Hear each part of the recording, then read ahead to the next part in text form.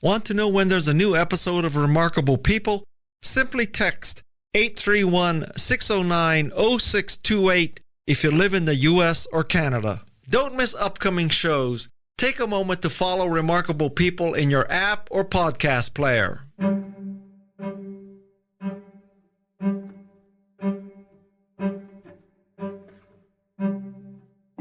I'm Guy Kawasaki, and this is Remarkable People. We're on a mission to make you remarkable.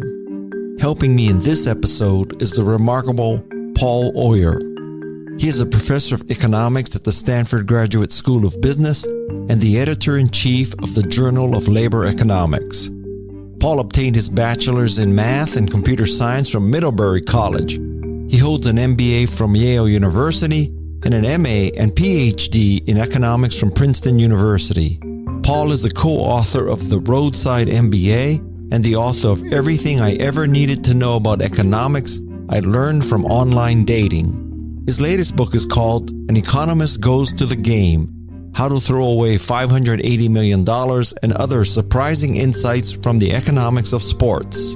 In the next hour, you're going to learn how to look at these topics through the lens of personal economics, the online dating market, the gig economy versus permanent positions, professional sports, the unpredictable effects of increasing the minimum wage, and whether it's better to get laid off or quit.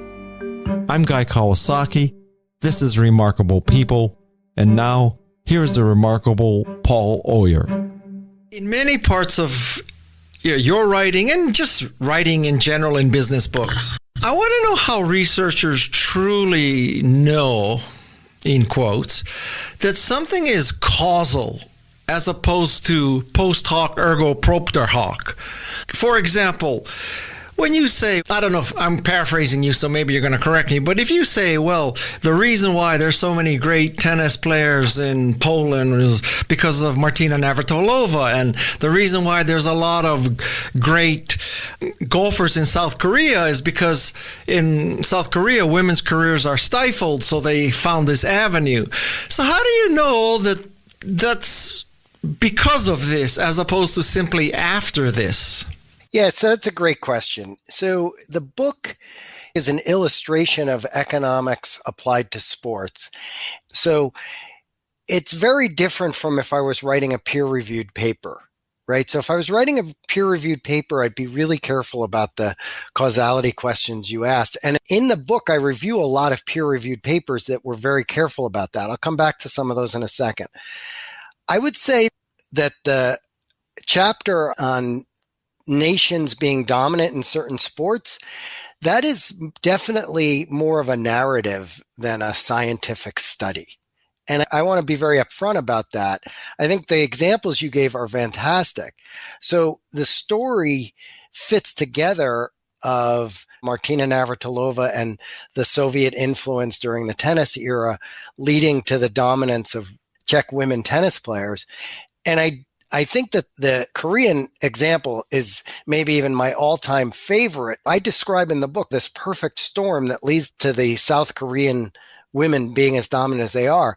But to be honest, I haven't seen a good scientific study that says we can provide some causal link. And I can't even think of how you would do that in that case, right? Because in order to do something like that, you'd need some random variation in what caused something to start. And you can't randomly assign snow to Norway, or you don't randomly assign a high gender gap to South Korea. So I think that's a great question. And so rather than I'm not going to be defensive about it. I'll just say up front, that particular chapter is a narrative of applying economic logic. It's not a scientific conclusion that we can be so sure that there was a causal relationship between the gender gap and the dominance of women in Korean golf. Okay, thank you. And people are listening saying, Guy said that Martina Navratilova was from Poland, not Czech Republic, and then I'm going to get thousands of people correcting me, so I just want to acknowledge that I blew it, okay? Well, in fairness, Iga Swiatek is from Poland and is dominating women's tennis as we speak, so having Poland on the top of mind for women's tennis makes sense. So if people are listening to this and they say, well, Steve Jobs was adopted. Maybe if we want our son or daughter to be the next Steve Jobs, we should put him or her up for adoption. And although you could make the case that being adopted could have psychological impact that would drive you to be a Steve Jobs, but that's not necessarily the primary cause, right? Right. That's a really good example. And the distinction I'll draw between that and the Steve Jobs thing is, in the book, what I'm doing with the Korean women is laying out an economic model and framework that would lead to the conclusions that we get. That's different from, so economists, a lot of economists are theorists and they draw those sorts of conclusions all the time rather than doing scientific studies of what's causing what. But there's an underlying framework that says, here's a bunch of economic ideas that would lead to concluding that these are what led Korean women to be so good at golf. There's not really a good underlying framework that says being adopted is going to lead to success. But let me give you a better example maybe with Steve Jobs, and that is he was a college dropout, right? And like you might look at that and you might mistake correlation with causation and say, Steve Jobs dropped out of college, therefore I hope my kid will drop out of college. So first of all, there's a lack of a good framework there because it doesn't make much sense. But even so, we have so many great scientific studies on the causal link between college and success later in life. And what we can scientifically and conclusively say is that a dropout who is as successful as Steve Jobs is a scientific anomaly. It's not something that one could attribute to having dropped out. Well, Steve Jobs is a scientific anomaly in general, in my humble opinion. So, you know, every night on CNBC, experts explain why the market went up or down that day. Yep. And so my conclusion after what you just told me and reading your books is that basically they're full of shit. I mean, if they really knew, they would make the prediction and they would make their investments in the morning as opposed to in the afternoon. So what do we make of the CNBC, MSNBC experts every night to explain what happened during the day? That's a great question. And I think sometimes some of them are full of it and just making up explanations that have no underlying framework or way of being useful. But let me put a more positive spin on it. And I don't think this applies to every CNBC analyst, but one way you can look at it is they can help see the pattern that day, and it's one data point. It's not a story that's going to work every day, but it's a data point that says, oh, the jobs report did this or that, and we can see something. And that helps you get prepared for, if you're watching this and you're trying to beat the market, that might help you get prepared for the next time. And so it's not necessarily any one day you can't learn enough to make a broad conclusion, but if you watch CNBC enough and you see the patterns, you might be able to be prepared for things as they come. So I think that's a more positive spin on what you said. I majored in psych at Stanford, but if I could do it all over again, I would major in behavioral economics. I just love behavioral economics, and I love psychology. Now, would you say that economics or psychology, are they basically thick economies, or are they a conglomeration of a lot of thin economies? Like you take labor economics, you add it to agricultural economics, you add it to, I don't know, sports economics. What is it? Is it one big thing, or is it a bunch of little things conglomerated? You mean economics now? Yeah, economics or psychology, yeah. Well, so psychology I won't speak for. I'll let you as the psych major, because having an undergraduate degree in psychology puts you way ahead of me in your knowledge of psychology. Remember, academics, we tend to be pretty narrow. Not all of us, but economists tend to be pretty narrow. We're focused on economics. And so I would say within economics, I think there's one underlying science, maybe two if you think about micro and macro, because they're very different from each other. But otherwise, they're just applications of the same ideas. So sports economics is almost always, at least the way I wrote it, is just applications of bigger ideas in microeconomics to the sports context. Labor economics is the same. So before I wrote the sports book, a number of years ago, I wrote a book applying economics to the world of online dating. And online dating, believe it or not, or the marriage market, that's economics. It's not just economics. So psychology plays a huge role in those areas as well, obviously. But the economics of families and matching with significant others is very, very similar to a lot of other microeconomic contexts, which is maybe hard for non-economists to see. But as a labor economist, the parallels are really quite dramatic. The matching of employees to firms is, from an economics perspective, very similar to the matching of one set of people to another set in terms of marriages or relationships. Can you go like, Stephen Wolfram or Neil deGrasse Tyson on me and just say, because I kind of believe this is possible and you can do it. Are there basically 4 or 5 economic principles that apply to agriculture, labor, sports, whatever? And just like, give me the holy grail here. Well, first of all, you've tried to put me in the company of giants. I'm not sure I can quite live up to the standards you shot for there. I'll give you a couple of the biggest ideas of economics that apply in all of these concepts, and that if you get on Twitter and ask what are the big ideas in economics, these are the things people will get excited about. So I think the first one, and it really comes back to that idea about the chapter in my sports book about Norwegian cross-country skiers and women playing golf in Korea. One of the biggest ideas in economics, and applies in every field you just said, is a comparative advantage, sometimes a natural advantage, but just in general, there's something you are good at and there's something else I'm good at. And as a world, we're much better off if I concentrate on the thing I'm good at, you concentrate on the thing you're good at, and we trade. Take Canada, for example, produces a lot of oil and other minerals because they have the stuff there and it just makes sense.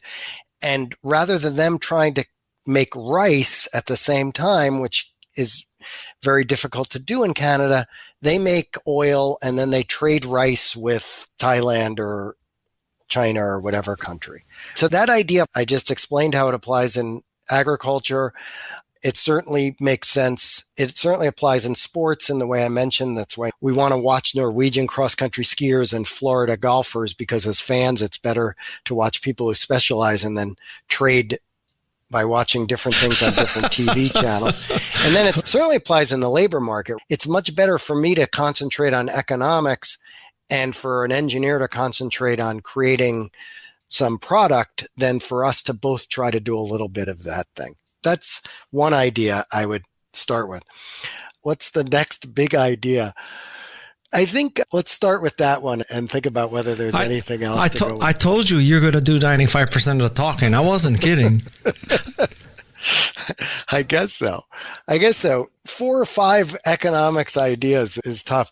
I think another really great idea that's come out of economics in the last 40 or 50 years is the importance of information in markets and understanding what people have, what information, and how that affects both the prices and behavior of people, and how you can hide your actions or hide your information in a way that has tremendously important effects. And that affects the economics of education, for example, applying to different types of schools.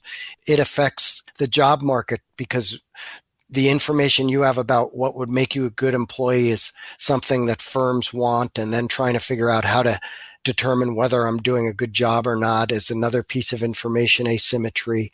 And that any sort of contractual negotiations, these sorts of things come up. So information economics has really dramatically changed over the last 30 to 50 years, and it just affects everything in the economy on a daily basis. I want to return a little to your online dating. Yep.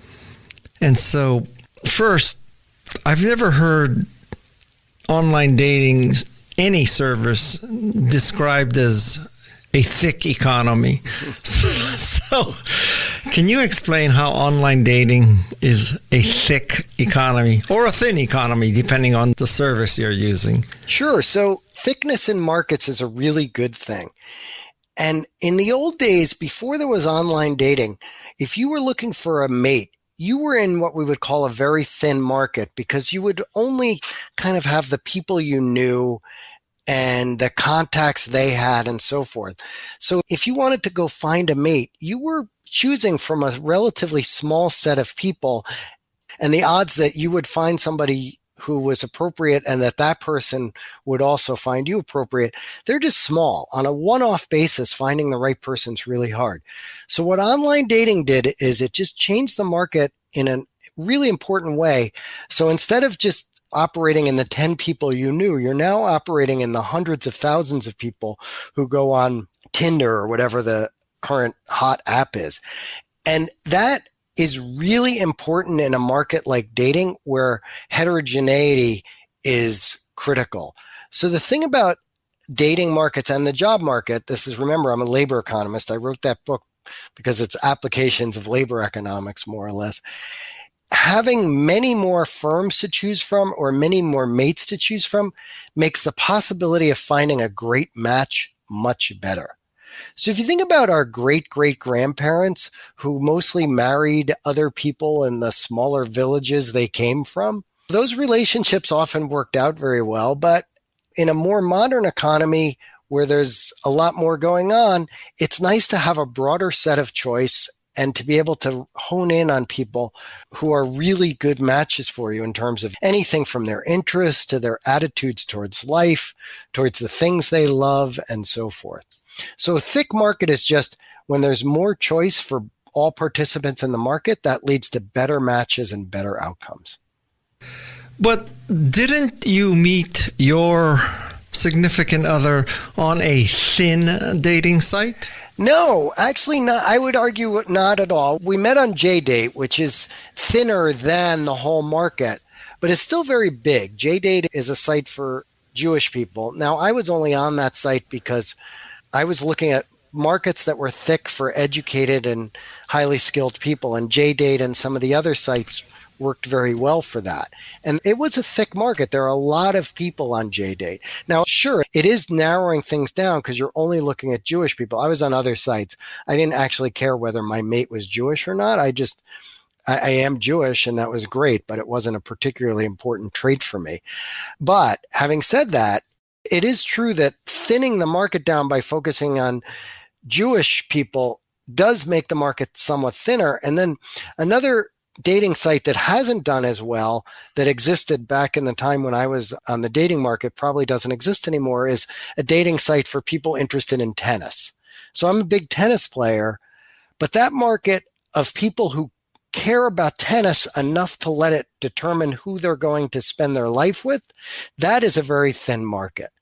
And so then once you get down to people that focused, then you're talking about a much smaller and thinner market. And I don't think that type of site has been as successful, whereas sites like JDate, the Mormon dating sites are very successful.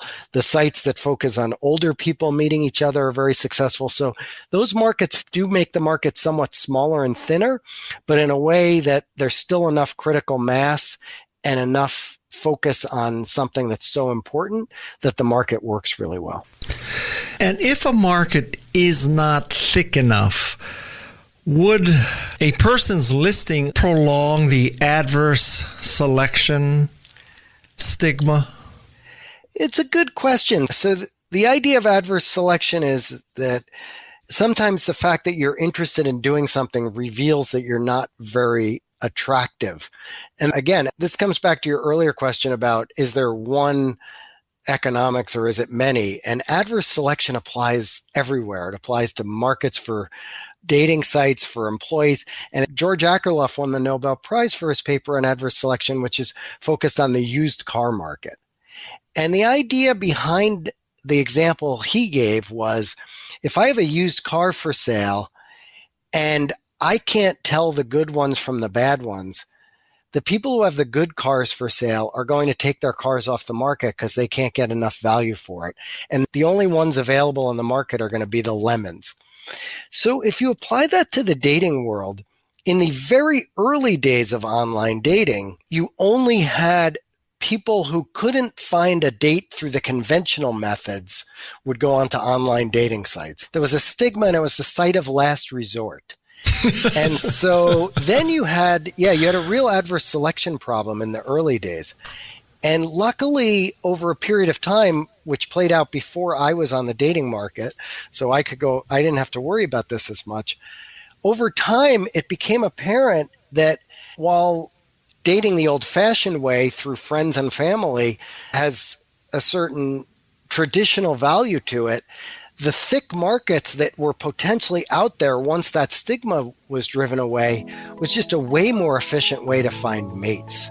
So going out in an anonymous dating site is so great because you don't have to worry about what people think of you. They don't know you. If it doesn't work out, you just move on with your life. Whereas, if you get introduced to somebody by your friends and it doesn't work out, then it's weird.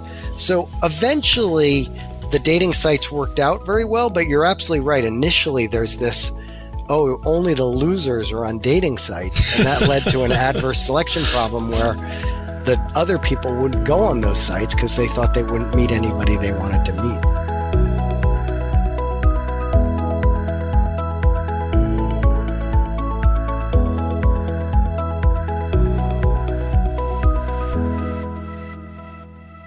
Let's suppose that you've had a decades-long successful career. You worked at Apple and Google and Canva, and you've written 15 books, and you have a successful podcast.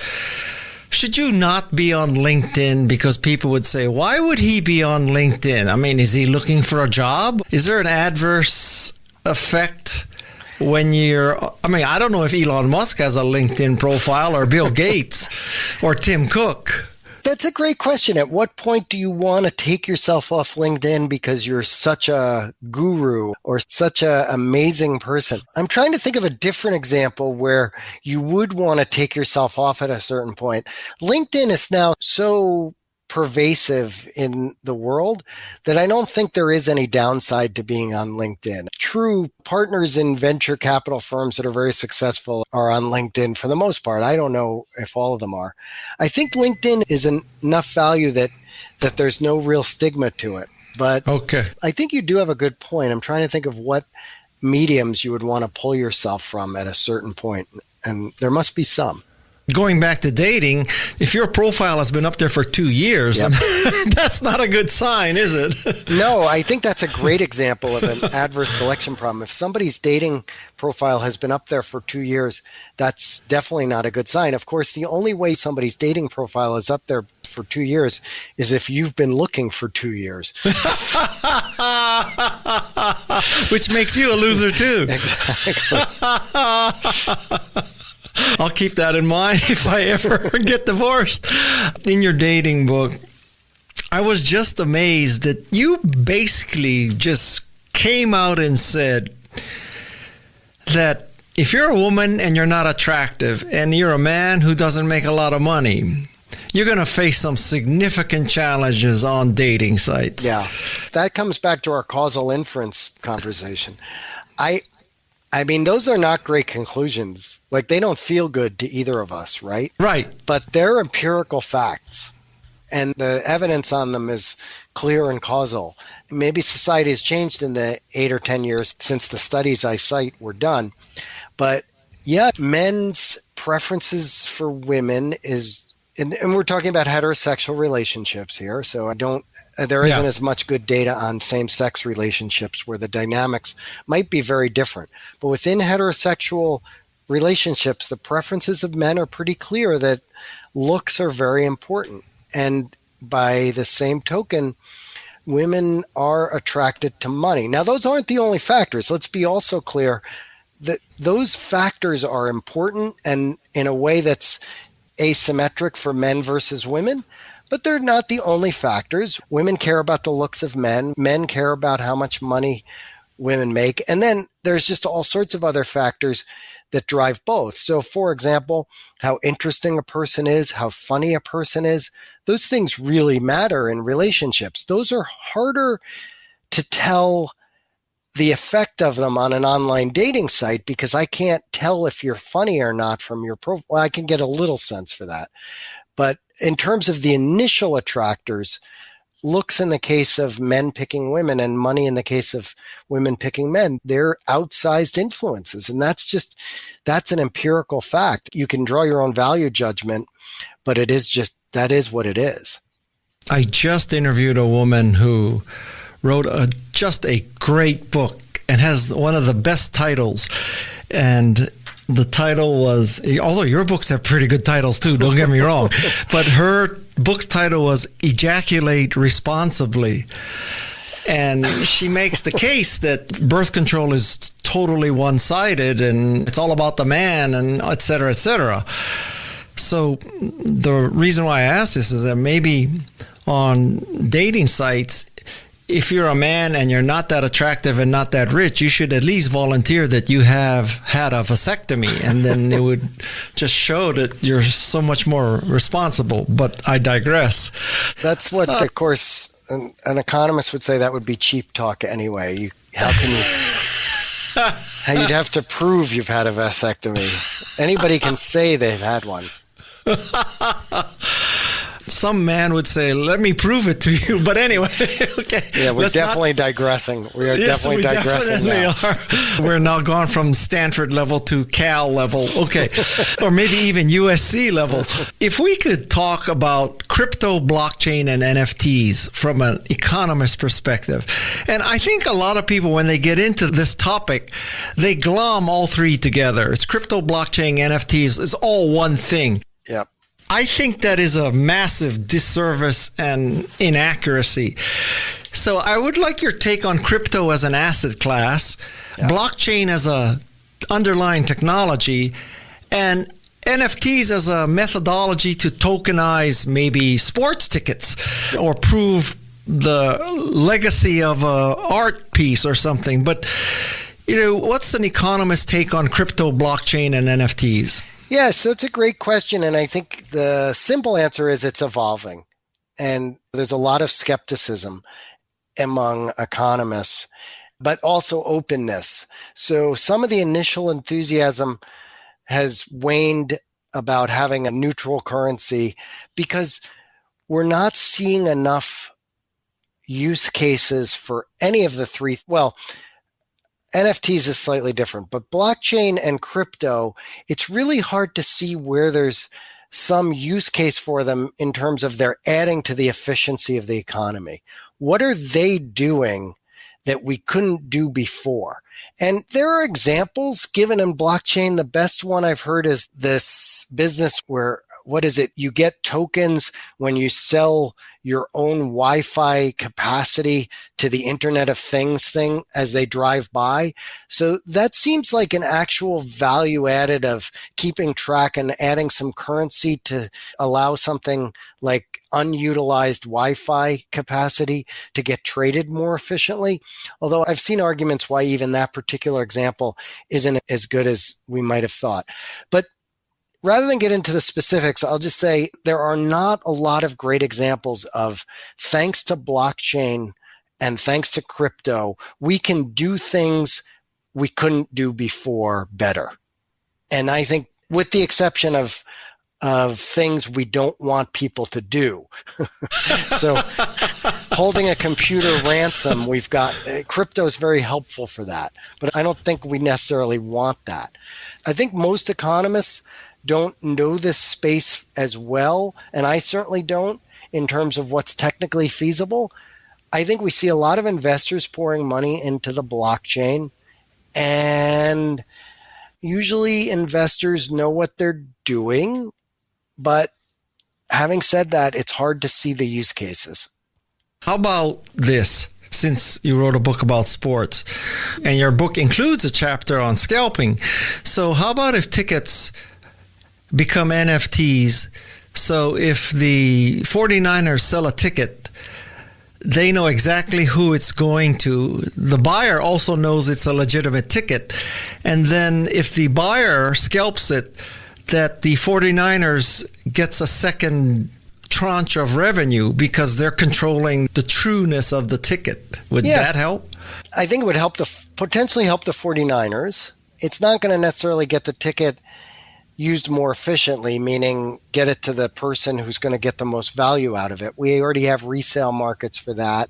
And I don't know that we need an NFT or a blockchain to make that any better. It might help the 49ers get the money a little bit better. So I think that's a reasonable example to think about. I actually like to see tickets just get sold and then resold as people like to, because I like to just see markets be relatively fluid and let things move around.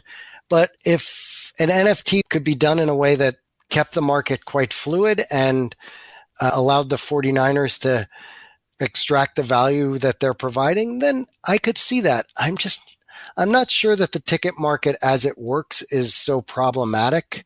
You mentioned counterfeit tickets, and that's not really that big of a problem. So let's pretend for a second that the CEO of eHarmony or Tinder or JDate reads your book and says, okay, tell me, what should I do differently? How can I differentiate my dating site from the other 50 of them? So I have a couple of ideas on that. One that doesn't apply to the big ones, but might apply to a startup is, I think trying to be exclusive and charge a lot is a reasonable business model.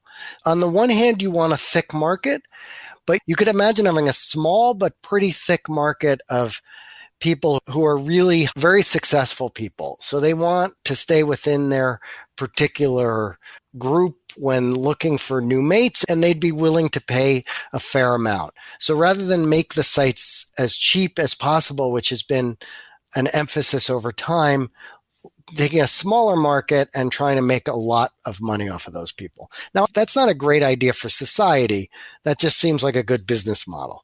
From a societal point of view, where I think there's a lot of value, and from the individual firm's point of view, and there's a trade-off here on the privacy side, but I think doing a better job of enabling people to verify what they say about themselves, so making people more assured that what they're reading about people on dating sites is accurate, it would be really helpful. So finding ways to verify age, height, income, other things that people tend to lie about, I think would make people, especially women, feel more comfortable being on sites. Now that comes, like I said, with a trade-off because there's privacy issues with that. Haven't you just described LinkedIn for dating? Because I think on LinkedIn, you're much likely to be who you really are than on Facebook, for example. So not that I'm advocating that LinkedIn get into dating, but that's the point, right? There's a value to knowing who you're really dealing with. Yeah, but I mean, even on LinkedIn, you can say anything you want. Yeah. And the only thing that makes LinkedIn work well is you have people on it who give you referrals and they have the endorsements and things, which you wouldn't want to do in a dating context. You know, you don't want your exes being able to rate you. The customer reviews, like on Uber, it doesn't work as well on a dating site. So this is Yelp meets Glassdoor meets LinkedIn meets Tinder. Yeah. It's not going to work on Tinder. I want to shift to labor economics now. So let me posit that Theranos was a spectacular failure. Okay? I don't think you're going to get much argument on that one. Okay. And let's also posit that Google is doing some downsizing now, but they're keeping most of their employees. Yep. So would you say that it is better to be laid off by Theranos as it implodes than being downsized by Google as it continues to stay in business? Yeah, that's a really great question. And let's go back to your very first question to frame this, not to answer it. And that is, I can tell economic stories that would predict both of those outcomes. And boy, I would love to do a controlled study to look at that. wouldn't it be great to know? Because there's black marks from both of those things, from being laid off by Google or losing your job at Theranos when it implodes. So when you lose your job at Theranos because it implodes, what's the black mark on you? If you look back at someone who used to work at Theranos, you can't help but wonder, well, what was wrong with that person? How did they not see this problem? How were they going along? True. And your inference, thinking about information economics, what information are you going to infer about the person who was at Theranos? One is, maybe they were stupid and they were just naive about what was happening. The other is they might have been incredibly crooked and dishonest. But there's a third possibility, which is they really believed in the mission of what they were trying to do, and they were working hard at it, and they were making real progress, because I think there was some progress being made at Theranos. So on the one hand, there were probably a lot of people there who were doing the right thing and were in the wrong place at the wrong time. So the question is, which of those possibilities dominates as you look after the fact? Now at Google, if I get laid off from Google right now, what do I infer from that? Well, on the one hand, I might infer, well, if the person worked at Google a long time, they were at a successful company and they were part of it, and that's a great thing. On the other hand, if Google is doing a downsizing and they lay off a bunch of people, you can't help but wonder, these people they're laying off, what did they do wrong? Because they're making decisions about who to lay off. They're not randomly picking people to lay off. So I think you've just described a wonderful empirical economic labor market study that somebody could do if they had the data, which is really hard to get in this particular case. There's a classic paper written in labor economics. Oh, it's got to be 25 years old now. That was called Layoffs or Lemons. And it was along the lines of what you're suggesting. What they said is, look, people who get laid off, there's an inference about them that has a negative connotation for future jobs. Right. And they compared people who were laid off to firms that kept going versus people who left their firm because it shut down. And they found that, in fact, people who left their firms because it was shut down had less of a problem getting reemployed than people who were let go as part of a downsizing. So how about this? So if you are sensing that you're going to be laid off, that you're not going to be retained, would it be better if you quit? And so you had a different story that I decided that whatever, Google was now doing harm, that they were creating technology for armed forces. I don't know, whatever bugs you. And so you quit before you're laid off. But then you say to yourself, but then I don't get the package. Exactly. No, you just outlined the trade-off strategically, which thing would be better. And I think I would guess that the package is worth it in most cases. Because Yes. you also don't know for sure if you're going to be one of the ones laid off. And if you have a track record of success at Google for a while, then hopefully you can ride it out. But the example you gave is a good one of potential adverse selection, and people have to be strategic about avoiding that, no doubt. So let's look at the opposite side of adverse selection. So if I read the headlines and I see people at various Amazon warehouses and Starbucks are trying to unionize, do I conclude that the company sucks as far as employee treatment? Yeah,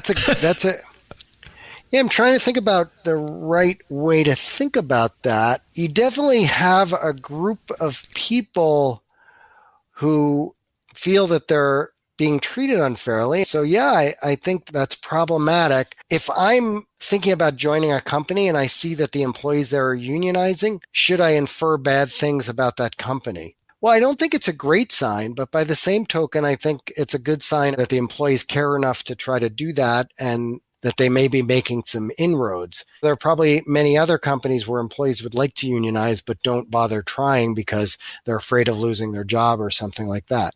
So the exact inference you can draw from this is you definitely are right. There's a negative side to it, but potentially positive side as well. Do you believe that talent will flow out of states with restrictive reproductive rights? That women will not want to work in that state? It's a great empirical question. We just don't know, right? And there's so many things caught up in where people live. We do know people flow out of states with high tax rates, everything else equal, right? So I stay in California and most people who live in California stay there, but on the margin, a lot of people, especially those who make a lot of money and can work from anywhere, have moved from California to other states. So we know people base their location decisions on factors that affect their happiness. In this case, the case I just gave you was taxes. Now, what about reproductive rights? I think that's a great question, Guy. I'm very curious to see the answer, because being a woman in Texas is different now than it was a few months ago.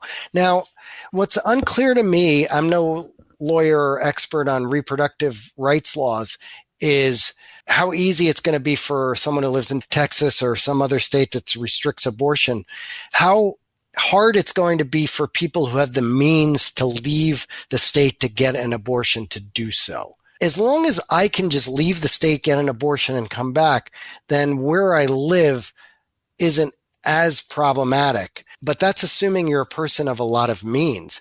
And the problem is there are probably a lot of women who would love to move out of states where reproductive rights are being limited, because if they were in a position where they needed abortion, they don't have the ability to just get up and travel and go back and forth. So the thing about the types of restrictions that are now being imposed in some of these states are they hit very unfairly on people without means relative to those with means. But those people can't necessarily get up and leave the state either.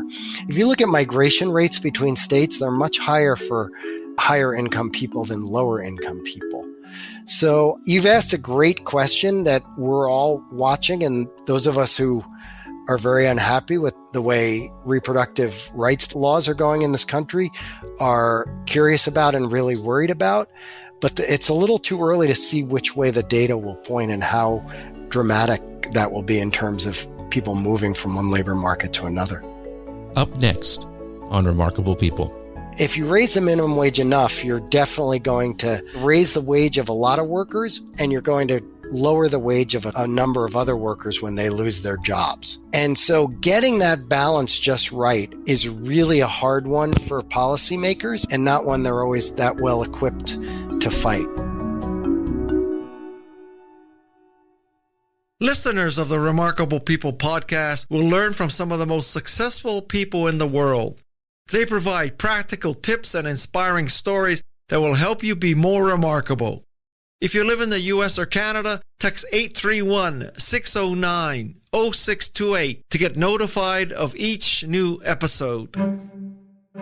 You're listening to Remarkable People with Guy Kawasaki. Enough about sex. So now let's talk about the gig economy. Yep.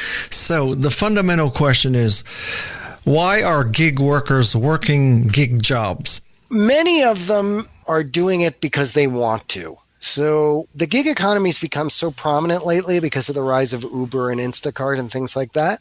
But we've had a gig economy for as long as we've had an economy. We have contract workers doing all sorts of things, freelancers, whatever term you want to use. And it's only risen recently because it's gotten easier to match people to short-term gigs.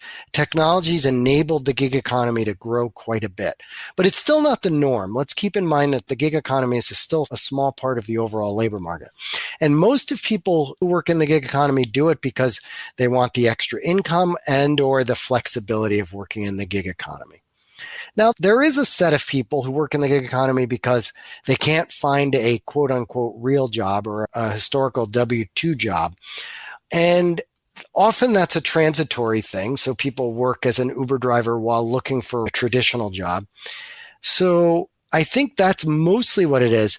And it hasn't grown as quickly as people might have thought. I think the popular press would give you an impression that the gig economy is taking over, or at least that was the impression a few years ago. Maybe that's dried up. Maybe that's slowed down a little bit. But it's growing. It has grown, but it's not taking over. Your book showed me a whole different side to the gig economy, and I refer specifically, believe it or not, to the windshield example. I thought that maybe gig workers, they couldn't hold a full-time job or a regular job, or they weren't good enough to get employed full-time and all that, and, with a permanent job. But you make the case that with this windshield installer example where they went from a per hour flat rate to a fee per installation, that it increases quality of people because only the people who can do good work fast can make a lot of money. Right. So the gig worker may, in fact, be the best worker, not the mediocre or worse worker. So now I don't know what to make of that. How do I wrap my mind around a gig worker? I think you make a good point, Guy. The entrepreneurs are the most motivated people in the world, right? They have everything to gain from what they do. Self-employed people, entrepreneurs, whatever. And gig workers are entrepreneurs and self-employed, and that gives them a lot of motivation to get up and go do things. So you're right. If you're an Uber driver, you can't just turn off the app and keep getting paid by the hour. You've got to keep doing the work. There may be a few people in the gig economy who, as you put it, can't have a real job, but who are incredibly motivated. That is, they may not be able to hold down a regular job because, I don't know, maybe there's certain social aspects of traditional work that they're not as good at, but they can do certain tasks so well that they're going to be very motivated in a gig work to do a good job. It could also be sometimes certain gig jobs, I don't know which ones. I'm not making any statement about any particular company here, but there might be certain restrictions around drug testing that make it hard for some people to get traditional jobs, but they can get gig jobs. But that doesn't mean they're not incredibly motivated while they're doing their job. So, yeah, I don't think there's any reason to think of gig workers as being unmotivated. They may be unmotivated to hold down a traditional job either because they like the flexibility or they don't like having a boss or something like that. But a lot of gig workers are real hard workers. What if, Paul, you were trying to create your website? So you needed a Python programmer or HTML coder or something. And so would you put more faith in someone who's working for a web design agency? Or it's a difficult example now, but the proverbial Ukraine programmer working out of his house who has done this amazing HTML work. Who do you put your faith in?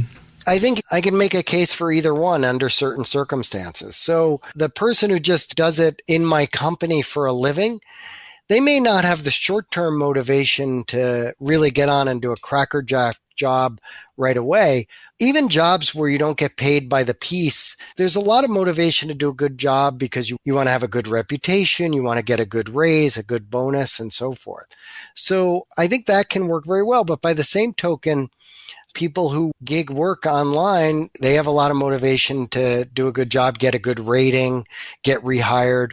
So I don't know that I would pick one versus the other based just strictly on motivation. I might think more about the experience of who's going to be in a better position to do that particular task. I am just going to use my limited time with a labor economist as much as I can because this is the first for me, all right?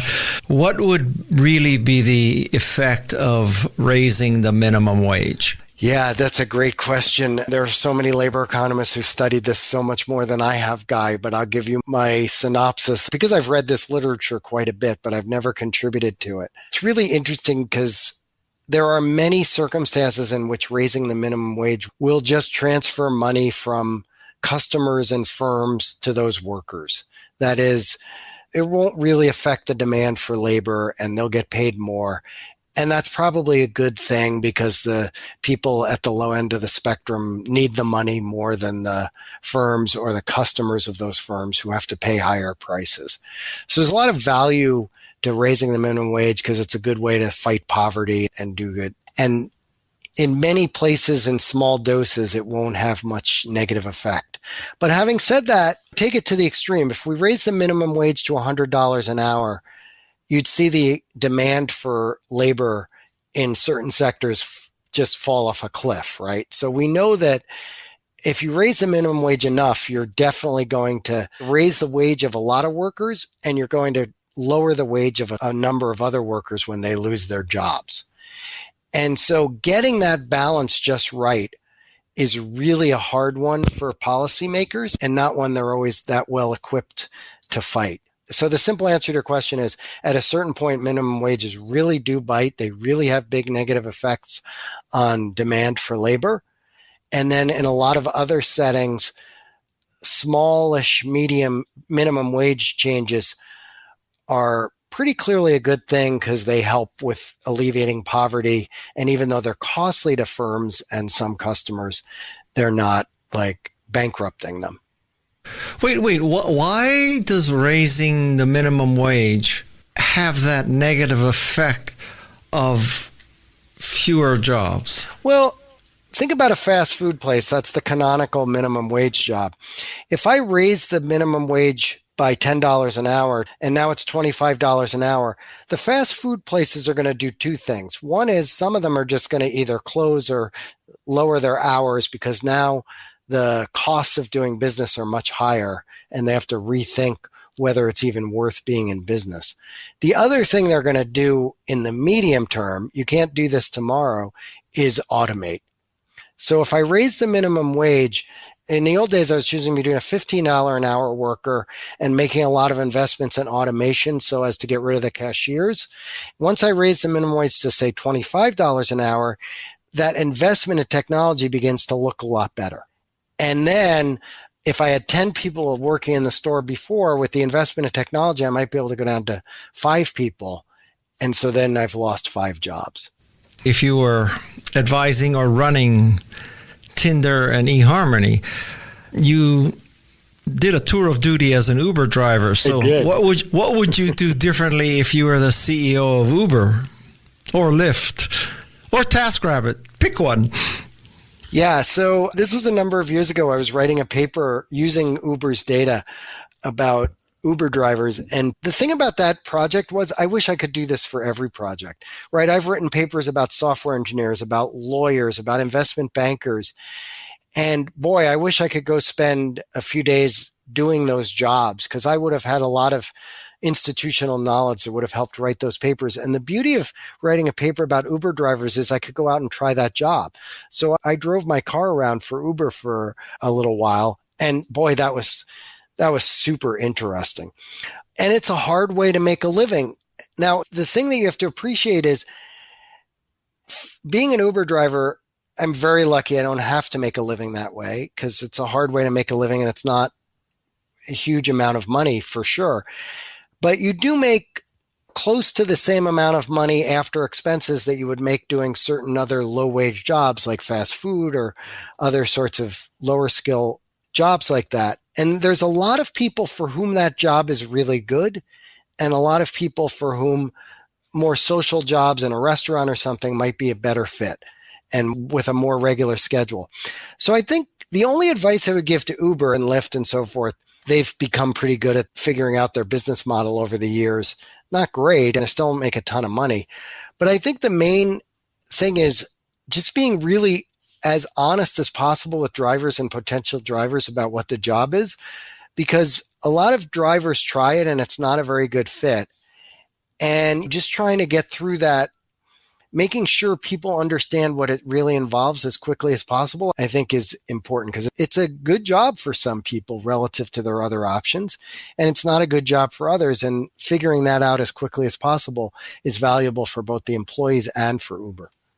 Now, the last topic, sports.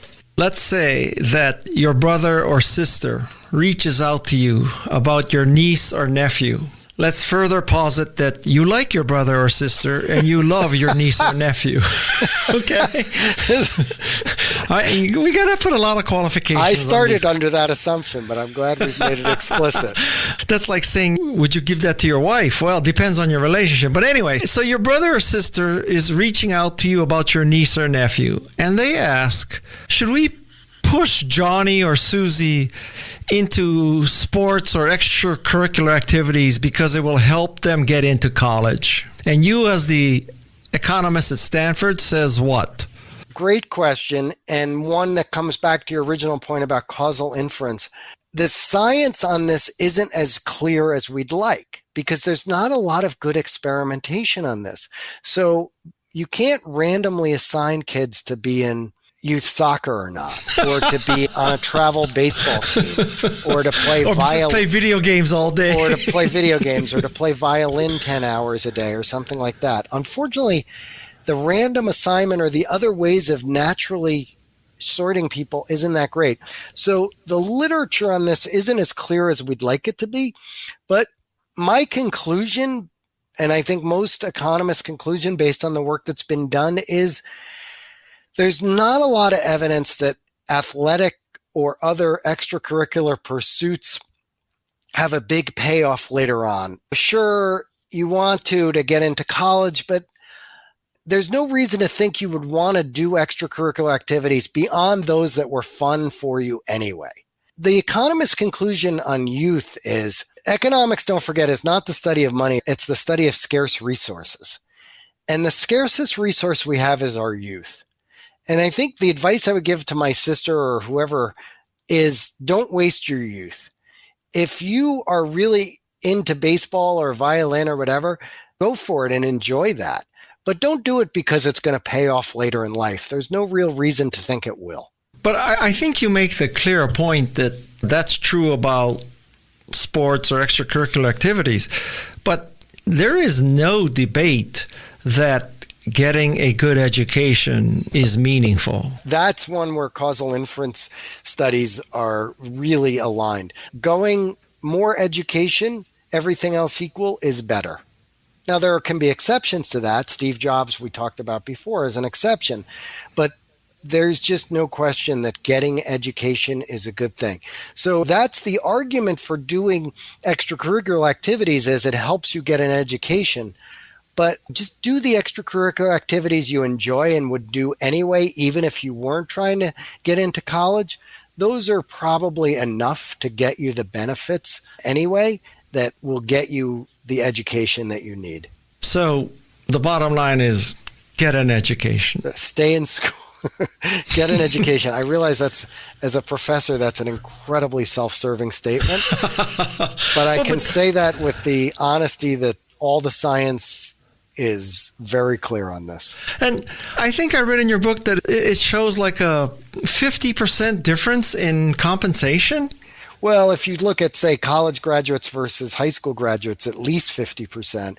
A rough number is every year of education is going to increase your income 8% for the rest of your life. 8%. If you get one more year of education, your income later in life will be 8% higher. And just to pound the dead horse, it's not because the people who went to college are naturally harder workers or smarter or something. I mean, this is a causal relationship. Yep, absolutely. Two identical people, same attitude, same energy, same grit, same everything. One goes to college, one goes to high school. The college graduate will make more money. Of course, I have to put the caveat that like any one person, it won't necessarily work that way. But on average, the two people you just described who are literally identical, we would expect the one who went to college to make 50% more than the one who stopped their education after high school. Absolutely. Wow. Okay, so I've had you for 1 hour, 12 minutes, and 28 seconds. And I don't know how I could pump you for any more knowledge and information about economics than I could in the last 1 hour, 12 minutes, and 39 seconds. And you did 95% of the talking, and that's the way it should be. Thanks, Guy. I really appreciate having the chance to do so much talking.